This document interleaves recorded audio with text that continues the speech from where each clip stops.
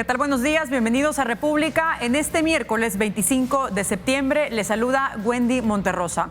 Esta mañana vamos a hablar de las funciones y el trabajo que realiza el Tribunal de Ética Gubernamental. Se trata de la institución que tiene la responsabilidad de promover el desempeño ético en la función pública, previniendo, detectando y también sancionando prácticas de corrupción y cualquier acto contrario a los deberes y prohibiciones éticas definidas por ley.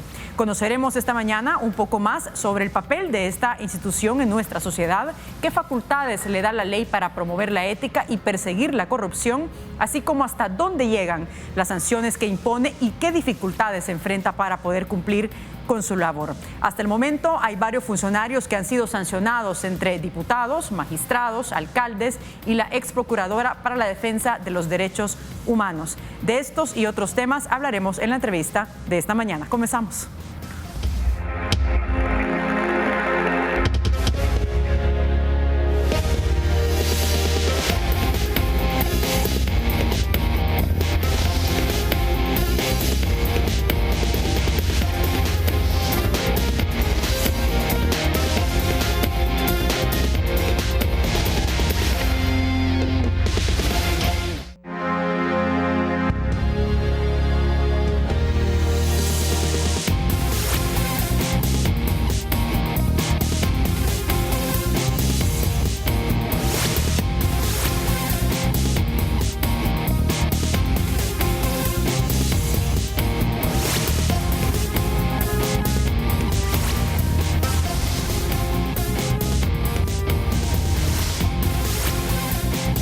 Bien, estamos de regreso. Iniciamos la entrevista de esta mañana con el presidente del Tribunal de Ética Gubernamental, el señor Néstor Castaneda. Pero antes, les recuerdo que estamos en las redes sociales para que usted pueda enviarnos sus comentarios o preguntas sobre los temas que abordamos cada mañana y pueda enviarnos sus comentarios a las cuentas que aparecen en pantalla. Estamos en Twitter y en Facebook como República 33 TV. Estamos en Twitter, en la cuenta de WhatsApp en el 7318-7627.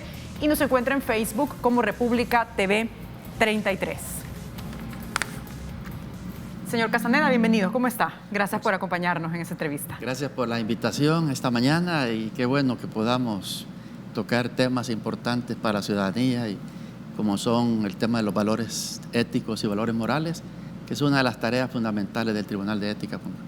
Como yo lo decía en la introducción de esta entrevista, las facultades y el rol que tiene el Tribunal de Ética Gubernamental es fundamental en el ejercicio de la función pública, pero para entrar en contexto y que los televidentes tengan claro, me gustaría que nos explicara cuál es el papel desde sus palabras y del trabajo, el enfoque que tienen ustedes como Tribunal de Ética Gubernamental sobre el ejercicio de los funcionarios públicos y el establecimiento de la ética. Sí, como un pequeño antecedente quiero mencionar que el Tribunal de Ética nace a raíz de recomendaciones de la Convención Interamericana de Lucha contra la Corrupción. El Estado de El Salvador es parte de estas convenciones, incluso hay una convención de las Naciones Unidas de Lucha contra la Corrupción.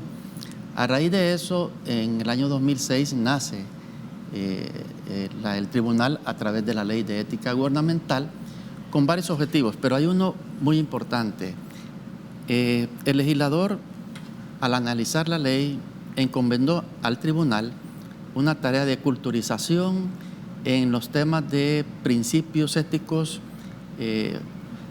fundamentarlos, fortalecerlos para que tanto los ciudadanos en general como los servidores públicos tuvieran esa base para su accionar. Porque la Ley de Ética Gubernamental nos obliga a culturizar en esos temas a toda la ciudadanía en general, principalmente a los servidores públicos. Y en ese sentido, nosotros hacemos trabajos día a día al interior del país porque tenemos que llevar ese objetivo a todas las instituciones públicas que rondan alrededor de las 80 instituciones, como también a las 262 alcaldías en todo el país. El ámbito de aplicación de la ley es sumamente amplio, pero tenemos elementos importantes, recursos humanos muy capacitados, pero es una tarea cotidiana. Las estructuras de la corrupción son arcaicas, que vienen de muchos años, y a raíz de esta convención se pensó crear este tribunal de ética precisamente para abordar el tema de los valores al interior de cada institución. Nosotros tenemos comisiones de ética gubernamental en cada una de ellas y ahí son nuestros representantes y estamos trabajando en esa capacitación constante. Y como parte de la responsabilidad que menciona que tiene esa institución, ¿qué tan culturizados en ética están los funcionarios públicos a nivel general? Y hablamos de todo el aparato del Estado y también las alcaldías, como usted ya lo menciona. Sí, estamos muy satisfechos por la respuesta que están dando los miembros de comisiones. La verdad que es admirable cómo se identifican con la labor del Tribunal de Ética y ellos trabajan al interior con cursos de capacitación para todos los empleados que trabajan en las mismas, pero siempre hay servidores públicos que no quieren respetar la ley de ética gubernamental y para eso está el procedimiento sancionador. Pero al interior de las comisiones sí creo que se han hecho muy buena labor. Estamos disuadiendo, estamos persuadiendo al servidor público que al actuar pueda distinguir entre lo bueno y lo malo, porque todo redunda en el servicio público. Lo que se requiere es que todas las instituciones que tienen empleados titulares que se les paga con los impuestos de los ciudadanos, lo menos que merecen los ciudadanos es un buen servicio público. Pero como se ha advertido en los últimos tiempos, la corrupción ha causado demasiado daño en todos los programas de desarrollo sociales. De hecho, ustedes han sancionado a varios funcionarios públicos, entre diputados, alcaldes, magistrados. Bueno, el caso de la ex procuradora para la defensa de los derechos humanos, Raquel Caballero de Guevara. Y me gustaría detenerme por acá. ¿Cuál es el proceso actualmente que tienen de aquellos funcionarios que estén siendo investigados por incumplir la ley y que vayan a tener una sanción? Sí, tenemos varios canales de recepción de denuncias. Un ciudadano puede presentarse a las oficinas, a la oficina de recepción de denuncias y presentarla por escrito. La ley permite que pueda mantener su anonimato. También cualquier ciudadano puede mandar avisos por las redes sociales y nosotros pues le damos el trámite correspondiente y analizamos en principio si están los elementos para poderlo admitir.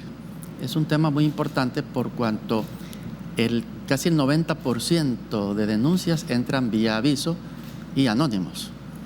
Hemos establecido un mecanismo para hacer un filtro, porque hay avisos muy tendenciosos, avisos que no reúnen los requisitos o que quieren dañar la imagen o el nombre de un Pero ¿cómo seleccionan esos avisos? Es decir, cualquier ciudadano puede emitir un aviso de algún funcionario en concreto por alguna práctica antiética o que esté violando la ley, pero ¿cómo es el momento de que ustedes escojan que tienen, digamos, algún interés tendencioso, como lo menciona, y que otros pueden tener elementos de peso? Sí, exigimos 3 requisitos importantes. El primero, identificar al infractor, ¿verdad? Porque tenemos que deducir la responsabilidad de infracción a una persona con nombre y apellido. Eso es lo primero.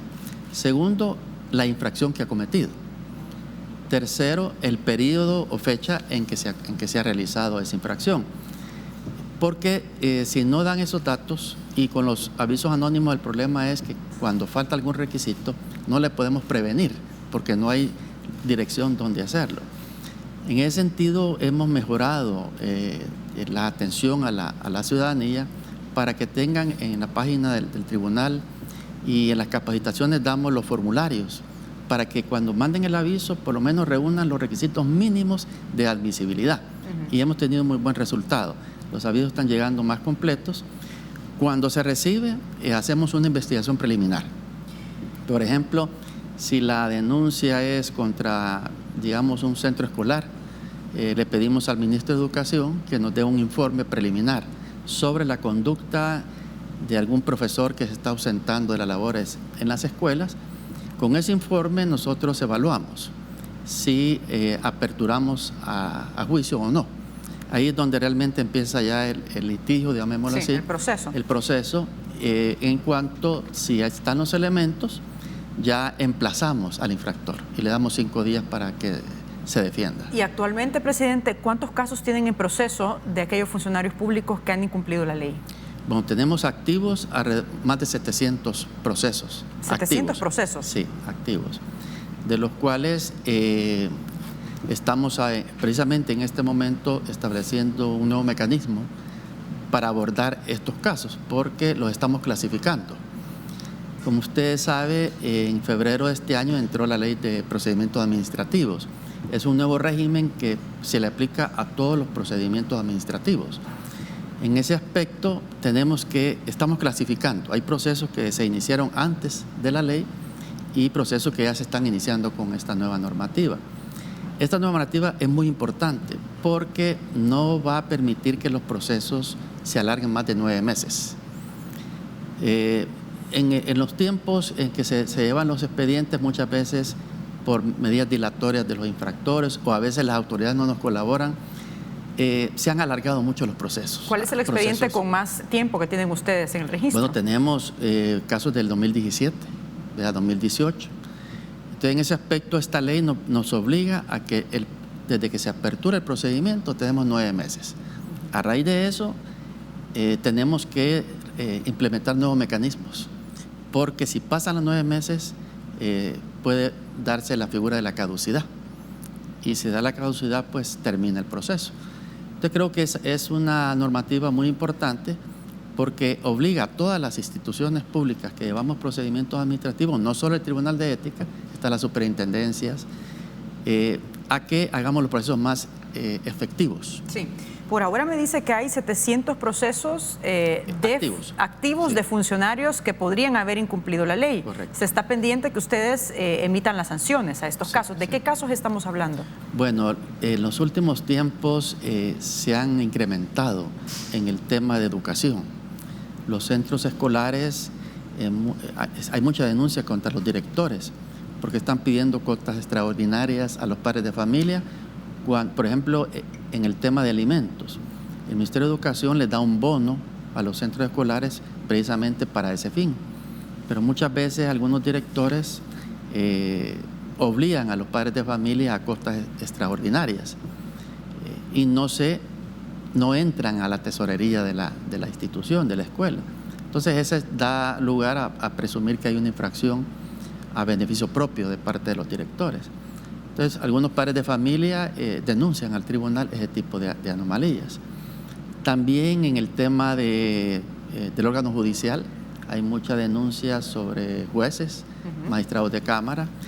Creo que la ciudadanía poco a poco, en los 12 años que tiene existencia el tribunal, ha ido adquiriendo confianza y en esa medida las denuncias se van incrementando y ya tienen el valor de presentarlas.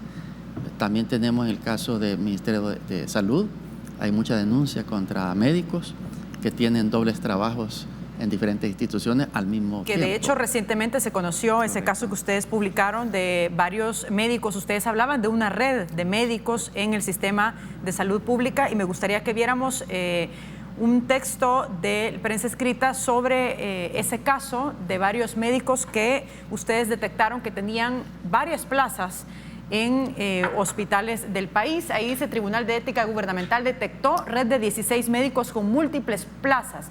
Es posible advertir que el periodo mínimo en el cual sucedió el cometimiento de la infracción fue de 8 meses y el máximo de 1 año. La coincidencia mínima fue la hora de salida y la hora de entrada de un lugar a otro, mientras que la máxima fue de 2 horas, por lo que es evidente que no se trató de una conducta esporádica o aislada, sino reiterada y permanente en ciclos considerables. ¿A qué respondía esta práctica, esta red de médicos en el sistema de salud pública? Y es precisamente esa infracción, es la prohibición en el artículo 6, letra C, que es una prohibición ética de tener doble remuneración en diferentes instituciones públicas pagados con el presupuesto de la nación que coincidan en el mismo horario.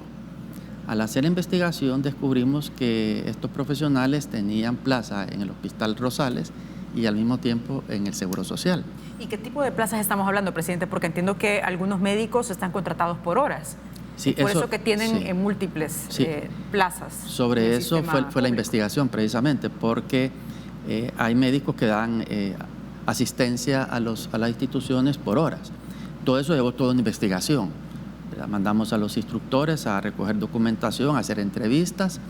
Fue una tarea bastante ardua, difícil, porque nosotros no podemos sancionar a un servidor público si no tenemos la certeza de la infracción y documentarla.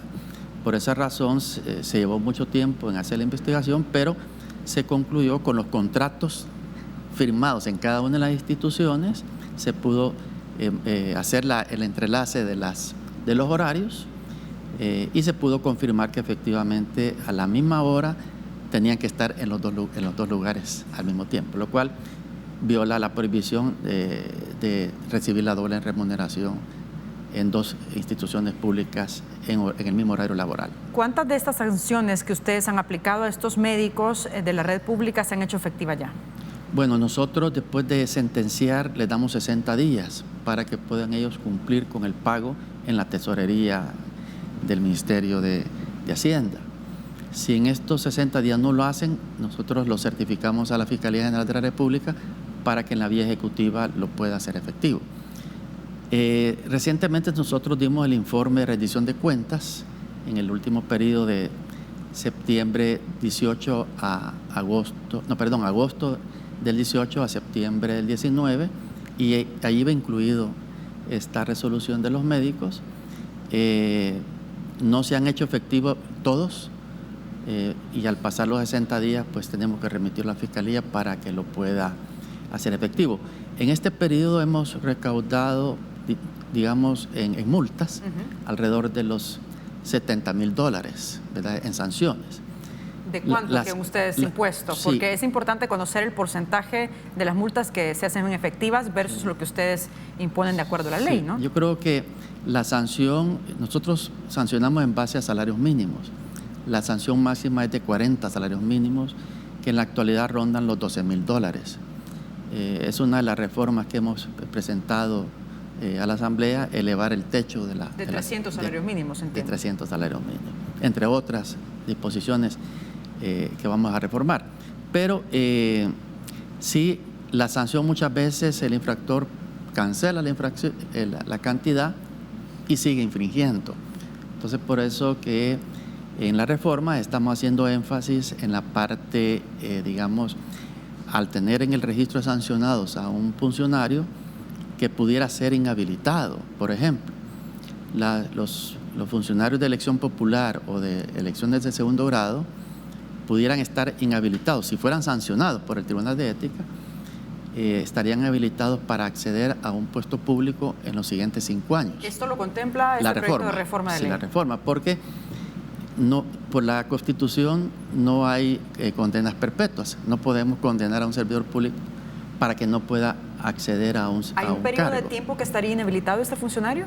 Esa es la idea de la reforma, que por ejemplo, si se le sanciona, no pueda en los próximos 5 años participar para un cargo público, ya sea de elección popular o elección de segundo grado. Segundo grado están magistrados de la Corte, ¿verdad? De elección popular están los alcaldes, que podemos hablar también el tema de los alcaldes, que ahí hay también bastantes denuncias en ese tema. Yo le preguntaba al inicio, presidente, sobre el porcentaje de las multas que ustedes imponen y lo que logran recuperar de todo esto, pero vamos a hacer una pausa y vamos a regresar enseguida con la entrevista con el presidente del Tribunal de Ética Gubernamental, y les recuerdo que estamos en las redes sociales para que envíe sus comentarios o preguntas sobre los temas que estamos hablando esta mañana. Aparecen en pantalla, estamos en la cuenta de Twitter como República 33 TV, en WhatsApp en el 7318-7627 y estamos en Facebook como República TV 33. Regresamos.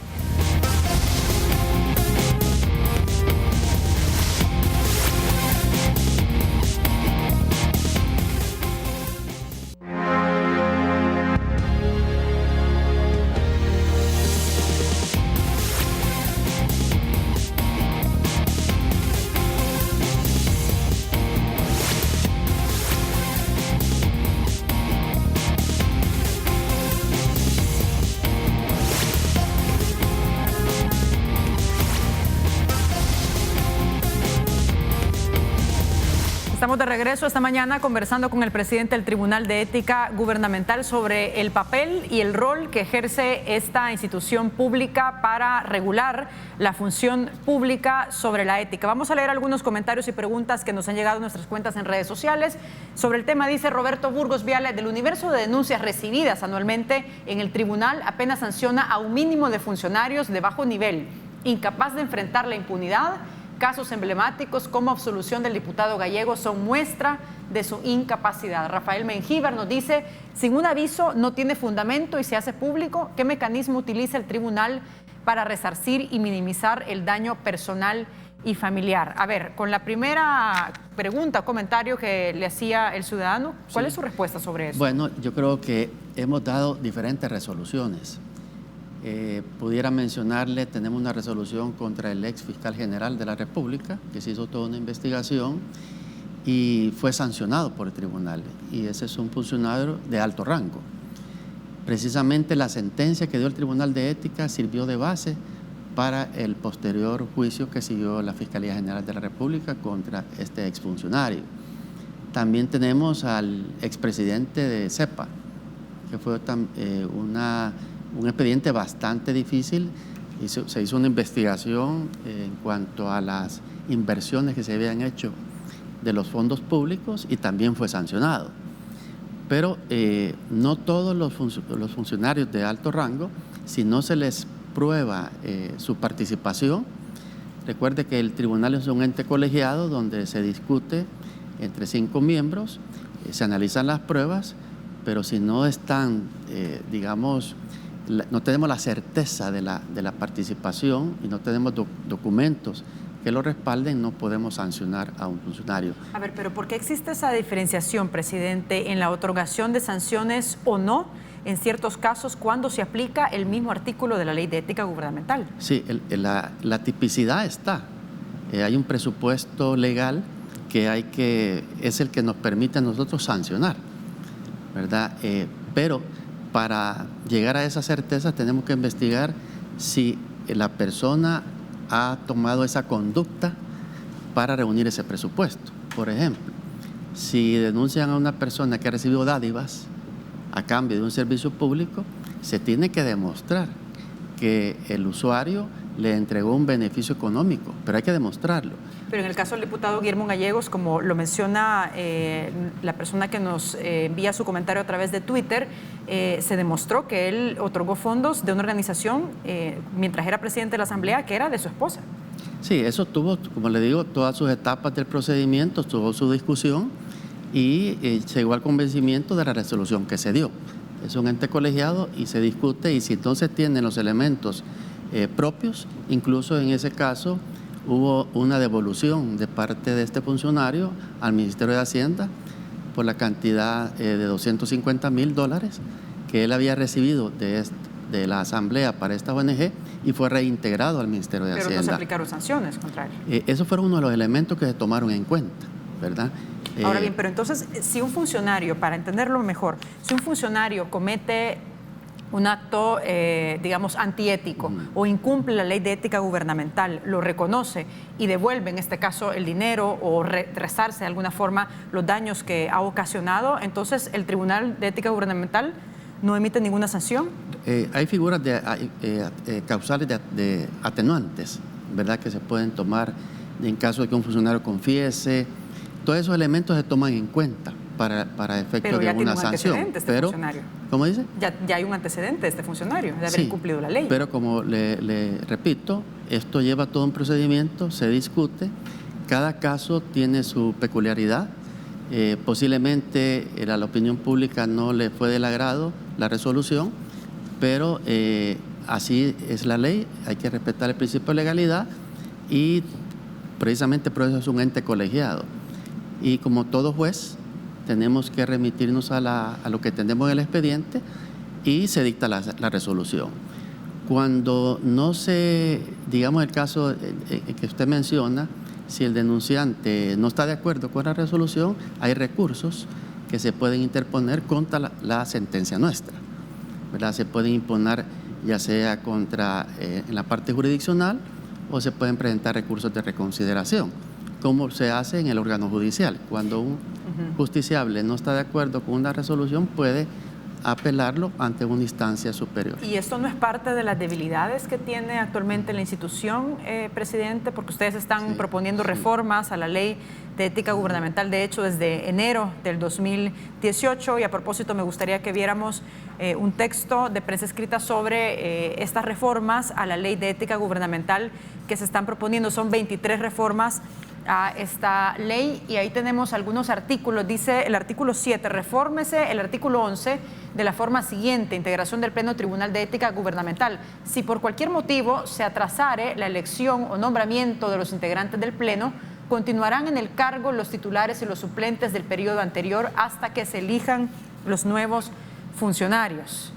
Entiendo que esta ley tiene varios puntos importantes, medulares, como por ejemplo regula la parte de conflicto de interés, habla de nepotismo cruzado, remuneración indebida, protección a testigos y procedimiento abreviado. Y a propósito, vamos a ver unas declaraciones del diputado Guillermo Gallegos sobre este anteproyecto de reforma de ley. Fortalecer el trabajo del tribunal, pero principalmente a poder sancionar, poder coordinar, poder establecer de manera efectiva procedimientos que sancionen aquellas faltas éticas de los servidores públicos. Esta ley tiene ya algunos años de vigencia, indudablemente que con el tiempo hay necesidad de adecuarla a los nuevos tiempos. Bien, estas declaraciones la brindó el diputado Guillermo Gallegos. Usted estaba con él cuando en enero de 2018 se presentó este anteproyecto de reformas a la ley de ética gubernamental. ¿Qué ha pasado con estas reformas? ¿Por qué no se han discutido? ¿Por qué no se han aprobado hasta el momento? ¿Qué es lo que está deteniendo por parte de los diputados la aprobación? Sí, precisamente nosotros presentamos este pliego de reformas ante la petición de la ciudadanía, que quiere instituciones más eficientes.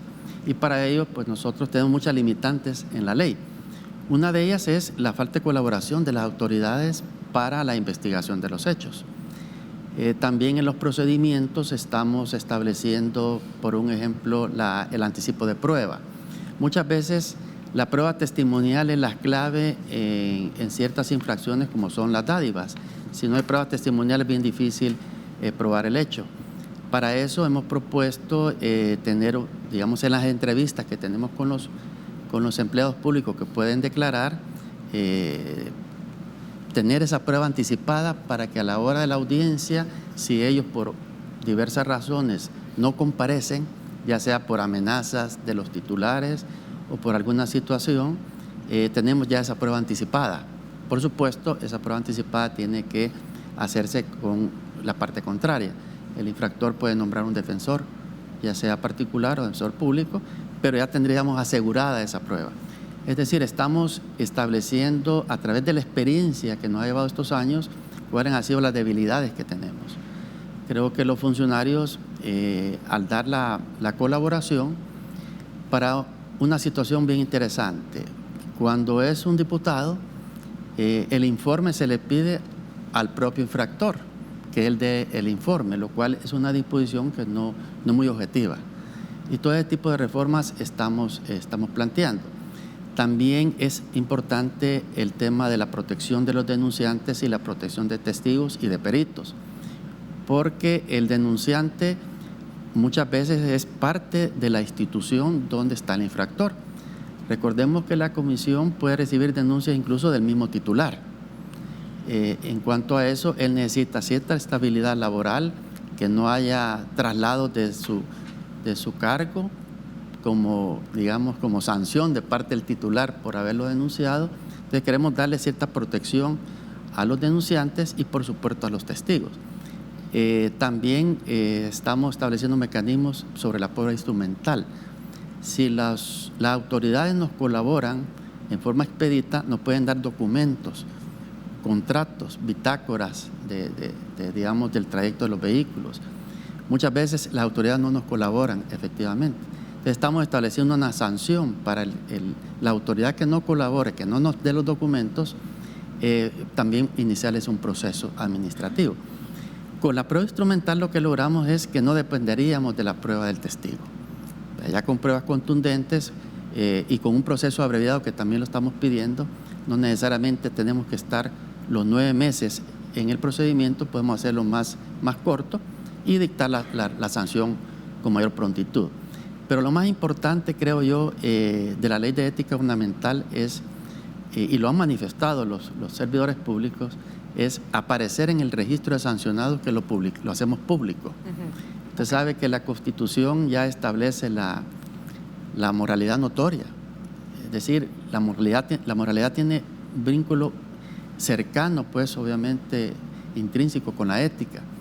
Y si un ciudadano o un servidor público es sancionado por el Tribunal de Ética Gubernamental, ya no tendría ese requisito de moralidad notoria que la Constitución exige. Vamos a hacer una pausa, sí, presidente, pero al regresar me gustaría seguir detallando estos elementos puntuales importantes que tiene estas reformas, este anteproyecto de reforma de ley de ética gubernamental. Hacemos pausa, regresamos enseguida con más de esta entrevista.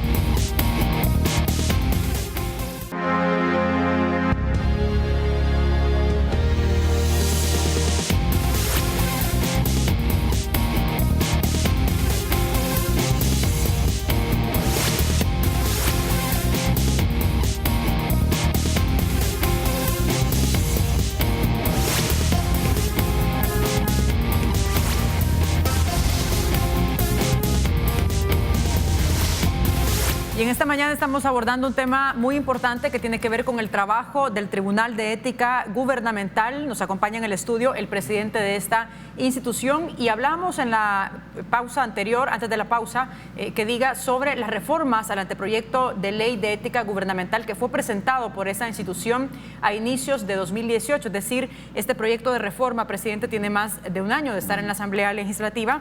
Entiendo que no se ha discutido hasta el momento y contiene elementos que me parece que son claves. Por ejemplo, la inhabilitación que tendría un funcionario público si incumple la ley por 5 años. Hasta el momento solo se establece una sanción, el funcionario pues cancela la sanción y no pasa absolutamente nada. Otra figura que me parece clave en estas reformas tiene que ver con el nepotismo cruzado. Hasta el momento no ha habido elementos que regulen esta práctica que ha sido vieja y la hemos visto durante diferentes administraciones, que es este acuerdo al que llegan algunos funcionarios públicos, entre ellos para poder otorgar trabajo a familiares, amigos o a gente de su interés. Esto está también regulado, estaría regulado en esas reformas a la ley. Ahora, ¿cómo van a hacer ustedes para presionar de alguna manera a los diputados que puedan aprobar esto? Porque también va vinculado con la ley de la función pública, un proyecto que se presentó en la administración pasada y que hasta el momento no se ha discutido.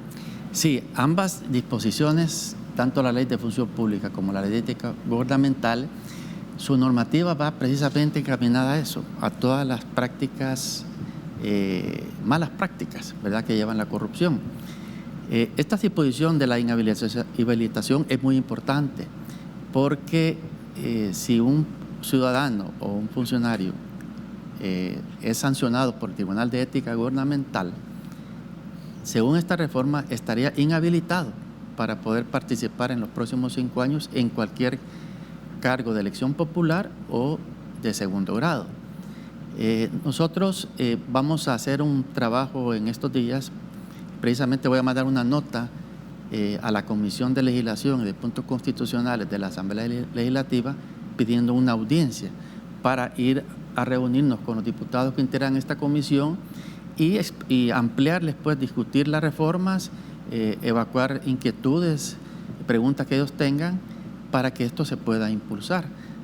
Creo que estas reformas nos darían mayor prestancia, mayor posicionamiento al tribunal y el funcionario respetaría más las decisiones del Tribunal de Ética, porque la Asamblea, cuando elige funcionarios de segundo grado, pide los informes a diferentes instituciones, pide a la Corte de Cuentas, a la Fiscalía, pide al Tribunal de Ética Gubernamental si está sancionado o no.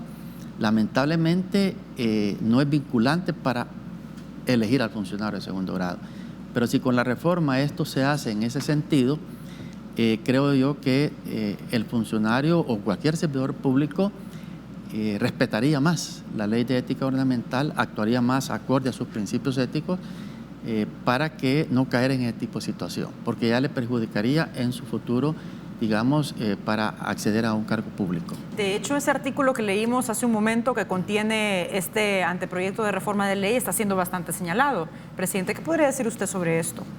El artículo del nepotismo. El artículo 6, sí. Ah, bueno, el 6C. El que leímos nosotros en pantalla. No? Era el artículo 11 específicamente, el que leímos en pantalla. No sé si lo podemos poner, producción, por favor, de nuevo para poderlo analizar mejor, porque esto es uno de los puntos, de elementos que tiene este anteproyecto de ley de ética gubernamental que hasta el momento no ha sido discutido en la Asamblea Legislativa.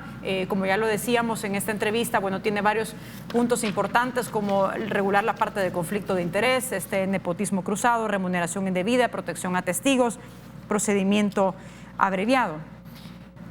Ahí está en pantalla, vamos a leerlo. Dice, si por cualquier motivo se atrasare la elección o nombramiento de los integrantes del Pleno, continuarán en el cargo los titulares y sus suplentes del periodo anterior hasta que se elijan los nuevos funcionarios, es decir, van a continuar en el cargo del periodo anterior hasta que se elijan los nuevos funcionarios. ¿Cómo es eso? Este tema es muy importante también. ¿Cómo se integra el tribunal, el Pleno del tribunal? Uno lo elige la Asamblea Legislativa, el otro el Presidente de la República, el tercero la Corte Suprema de Justicia, es decir, los 3 órganos de Estado nombran a un representante. El cuarto es el Ministerio Público y el quinto es la Corte de Cuentas. Esto es importante porque en la reforma estamos estableciendo que el proceso de elección de cada uno de los miembros se haga públicamente. Es decir, si la Corte de Cuentas va a designar al representante en el tribunal, tendría que ser un concurso público que presente los currículums, que haya unas entrevistas, es decir, que no sea unilateralmente la designación. Eso va a permitir poder elegir a cada uno de los miembros de una manera más imparcial, ¿verdad? Y más objetiva. También la actual ley, cuando cesan los 5 años del periodo de elección de los miembros del tribunal, si no se elige en tiempo, quedaría acéfala el Tribunal de Ética. Por eso se ha planteado esta regulación de que si no una de estas instituciones no elige en tiempo, pues continúa en su cargo hasta que se haga la elección, ¿verdad? Así que por eso hemos establecido este procedimiento ante una posible cefalía, pero también que los candidatos a ser miembros del tribunal reúnan requisitos, y hemos establecido requisitos mínimos como los que se le pide a un magistrado de Cámara, ¿verdad? Está la moralidad notoria que le mencionaba anteriormente. Así es que creo que los futuros miembros del Tribunal de Ética deben ser electos de una forma más transparente, más objetiva y que reúnan los requisitos propios, ¿verdad?, para cumplir con esta noble función de aplicación de la ley. ¿Qué apoyo tienen ustedes por parte de qué diputados para poder aprobar esta reforma de ley y que avance este proyecto en la Asamblea Legislativa? Porque uno puede pensar que si un proyecto de ley tiene un poco más de un año, pues los diputados no tienen interés en aprobar esta reforma a una ley que hasta les podría, digamos, afectar a ellos, ¿no? Yo creo que el país ha entrado en una etapa donde todo ciudadano que quiera llegar a ser funcionario o servidor público tiene que estar claro que tiene ya una auditoría social. La sociedad civil está pendiente de la actuación de los funcionarios. Los actos de corrupción cada día son más difíciles de realizarlos por cuanto hay mayor control social, los medios de comunicación, es decir, existe ya el Instituto de Acceso a la Información, donde no podemos negarle a ningún ciudadano las actividades, cómo se ejecuta el presupuesto. El ciudadano tiene derecho a conocer y para eso está el Instituto de Acceso a la Información. En el caso del mal uso de los vehículos que se da cotidianamente con los vehículos nacionales, que muchas veces se ocupan para fines distintos a los institucionales, cualquier ciudadano puede tomarle una foto con su teléfono, enviarla al tribunal e inmediatamente nosotros averiguamos a qué institución pertenece, pedimos la bitácora, qué motorista lo utilizaba y cuál fue el objetivo de esa misión. Mira, a propósito de esa denuncia que habla, nos ha llegado una denuncia a nosotros en nuestras cuentas en redes sociales. Me dicen, pregúntele si aplica una denuncia sobre un empleado que está todos los días en un cine durante 2 horas diarias, en sus horas laborales y durante casi 5 años y nadie hace nada. Es necesario averiguar el nombre de ese servidor público, ¿verdad? Para poder... Esta persona que hace la denuncia puede enviar esos datos. Puede enviar los al datos, Tribunal de así Ética es. Gubernamental. Da el nombre, a qué institución pertenece y nosotros iniciamos la investigación preliminar. Le pedimos a la autoridad donde la persona trabaja, primero para que nos indique qué cargo tiene, nos dé su contrato, sus horas laborales, cuál es su actividad y en ese día preciso del aviso, donde dice el televidente, se pide si él tuvo una misión oficial ese día y tienen que darnos el documento donde lo respalde y si no es así, podemos comprobar de que esta persona se ausentó de sus labores, no cumplió con la misión, no estuvo presente en sus actividades diarias y por lo tanto nosotros ya con la investigación llegamos a la conclusión de que él se ausentó, porque este es el caso de lo vemos como una actividad privada dentro del horario laboral. Entonces, por esa infracción que ya está regulada en la ley, nosotros sancionamos. Perfecto, presidente. Muchas gracias por habernos acompañado esta mañana. Bueno, es un gusto que nos haya dado la oportunidad de platicar un poco sobre la actividad del Tribunal de Ética Gubernamental. Sabemos que aunque el territorio es pequeño en El Salvador, pero muchos ciudadanos no conocen de nuestra actividad, pero estamos haciendo presencia en todos los departamentos porque es necesario que la ciudadanía y los servidores públicos entiendan que tenemos que dar un servicio público con transparencia, con honradez y con eficiencia a todos los ciudadanos. Muchas gracias. Muchas gracias. Hacemos pausa, regresamos.